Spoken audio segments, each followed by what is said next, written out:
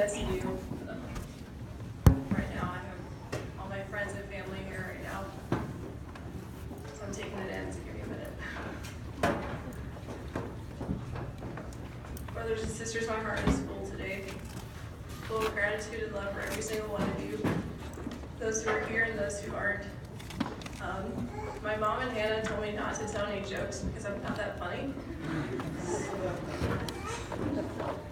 So I'm just going to spare you guys. They compare me to, I don't know if you've seen Finding Nemo, but Nemo's dad tries to tell a joke. And the fish are really interested for a minute, and then they slowly lose interest. So that's how my jokes are, so I'll spare you guys.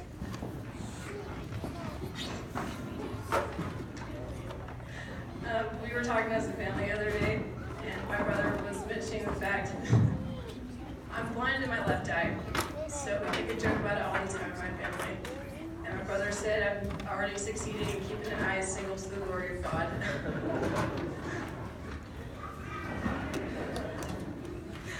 So I'm already qualified for the work, so that's awesome. I used to say when I was little that I wanted to serve a mission.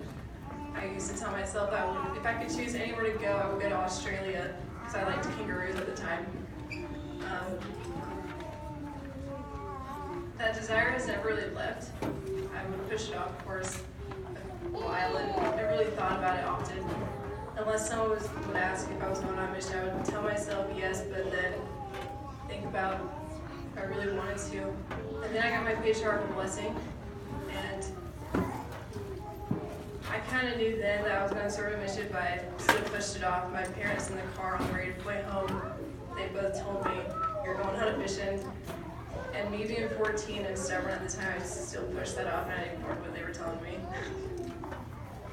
And then that following October, that's when the age change happened. And that's when I knew for a fact that that was when I was going to go on the mission. So here we are now. I got my call. I've been called to serve in the Oklahoma City mission. Waiting for my call was probably the biggest test of patience. Usually you wait 2 to 3 weeks, but I had to wait 6 weeks. And I know that the mail lady knew I was stalking her because I was there every week waiting. So finally when it came, I said a prayer in my heart before I opened my mailbox that whenever I read where I was going, I would know for a fact that that was where I was supposed to go. So I got my call, ran right home, woke up my mom, made everyone come into the living room, and I just opened it then and there. And I knew right then, when I read Oklahoma, that that was where I was supposed to go. I'm not sure the reason, but I know that I'll find out that reason when I go.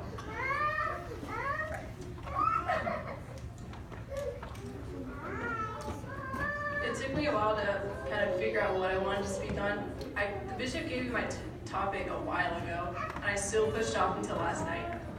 So he gave me the topic that I was supposed to talk about, my conversion, also missionary work. One day, I'm still trying to figure out what I was going to speak on. It wasn't coming to me, and then I finally knelt down and said a prayer.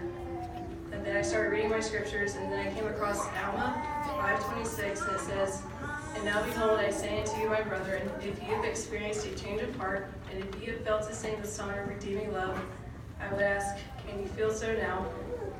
I'm glad I came across that scripture because it helped me figure out what I wanted to talk about. Joseph Smith, after he had conversed with Heavenly Father and Jesus Christ about what church to join, he went back home and he was leaning against the fireplace. And his mom asked him what the matter was, and he replied with, "Never mind, all is well. I am well off." I then said to my mother, "I have learned for myself that Presbyterianism is not true. It seems as though the adversary was aware in a very early period of my life that I was destined to prove a disturber. Brothers and sisters, I have learned for myself that this church is true. In fact, I am still learning through the Spirit. I know the adversary is aware of me and my destiny. He will do everything he can to keep me from progressing to my full potential. The good news of the gospel is that we can grow to something more than we can even imagine. We can be forgiven of our misdoings, and we can find pure joy when we do all we can to follow the commandments. The only thing we can really give back to our Savior is our agency, and that is a huge tool in helping us become more converted. I want to point out the fact that there is a difference between testimony and conversion. To have a testimony of something is to know that it is true. To be converted is to act on what you know. When we read in the New Testament, we read of Peter. He knew that Jesus was the Christ. But when it came time for him to act and proclaim what he knew, Peter denied the Savior 3 times. We can know something to be true, but will we always show what we know to be true? Can we, as Alma asked, feel so now? President Eyring stated that conversion will not be a single event or something that will last for just one season of life, but will be a continuing process. My testimony started to grow when I was in primary, where I learned that I was a child of God, that we have a Savior, that Joseph Smith restored the gospel, that the Book of Mormon is true, and that we have a living prophet on the earth. Simple and basic truths that later became something more to me. My conversion story, however, started when I was baptized. I remember that day pretty well. My mom had burnt dinner, so we went to Taco Bell. And then I remember I cried a lot, and I don't think I was crying because I was sad. I think I knew deep down that what I was doing in that moment was for my benefit and the only way I could excel. I remember that my brother Tanner baptized me, my brother Cameron converted me. They were my first missionaries. And they still are today. When I turned 12 and started doing women's, I was blessed with leaders who were some of the greatest missionaries in my life. I don't remember all of their lessons clearly, but I do remember how I felt when they taught me. My teachers taught me that I can do hard things. They taught me the importance of family, temples, faith, prayer, self-worth, and several other topics, but most importantly, about the atonement. That Christ suffers for every single one of us, that because of him, we can be healed. Some of those lessons blew over my head, especially when I was a beehive. And then I started to practice what they were teaching me. Because of Young Wings, I started to know that I was the daughter of a loving Heavenly Father who loves me and I love him. Because I knew that principle, I had more confidence in myself, which started to show when I simply became more confident in my year. My first year at Girls Camp was the year I thought, I actually have full hair. So that's when I started to wear natural, because I used to straighten it all the time. That doesn't seem like a big deal, but when you realize that you are a son or a daughter of heavenly parents, you start to see yourself in a different light. In individual worth, in personal progress and individual worth, under the heading it says, I am of infinite worth with my undefined mission, which I will strive to fulfill. If we fast forward to high school, during my sophomore year, my family moved back to North Carolina. It was probably one of the hardest years of my life. And looking back, I can see that I grew from it. When we moved there, I was about to start school, and I was signing up for classes, and the only class I wanted to be in was yearbook, because I like taking pictures, and I liked being called a yerd, which was a yearbook nerd. That was a class I knew I'd be comfortable in, and I didn't realize at the time that when I was signing up for that class that I'd be meeting people that would change my life and give me a new perspective on the gospel. I had a hard adjustment period. I wanted to be back in Utah with my friends starting high school. I didn't enjoy waking up early for early morning seminary, and if you know me well, you know that I like my sleep. So if I'm only getting 5 hours of sleep is not the best combo. So,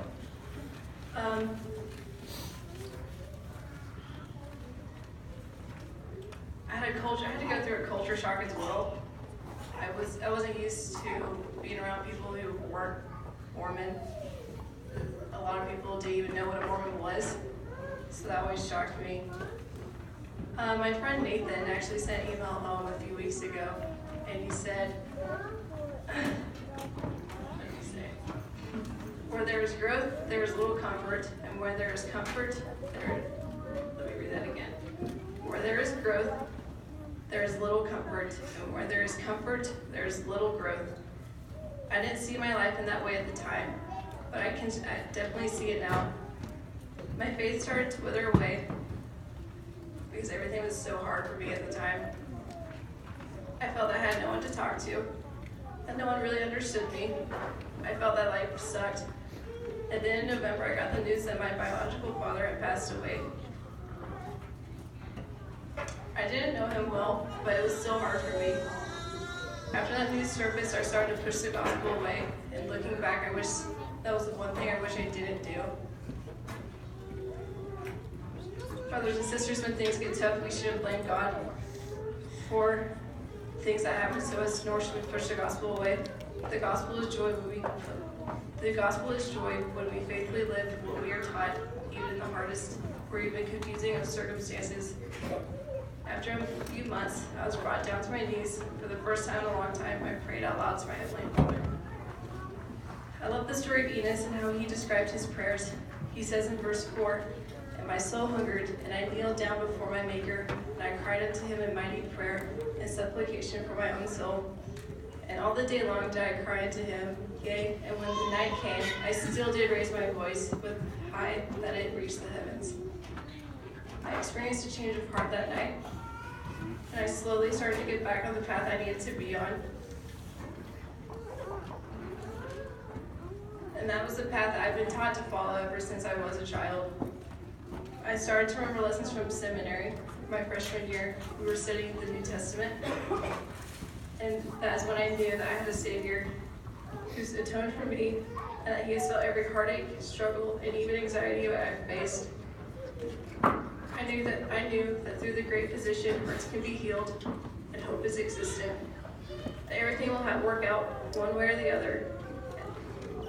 Things happen for a reason, and we are never lost. I remember my favorite lesson in the New Testament. We were talking about the parable of the lost sheep, and that's always been one of my favorite stories. And in Matthew 18, we read, "How think ye, if a man have 100 sheep, and one of them be gone astray, does he not leave the 99 and go into the mountains and seek that which is gone astray? And if it so be that he find it, verily I say unto you, he rejoiceth more of that sheep than of the 99 which went not astray. Even so, it is not the will of our Father which is in heaven, that one of these little ones should perish." At that time, I was the lost sheep, but my shepherd was always there, waiting for me to return back to him.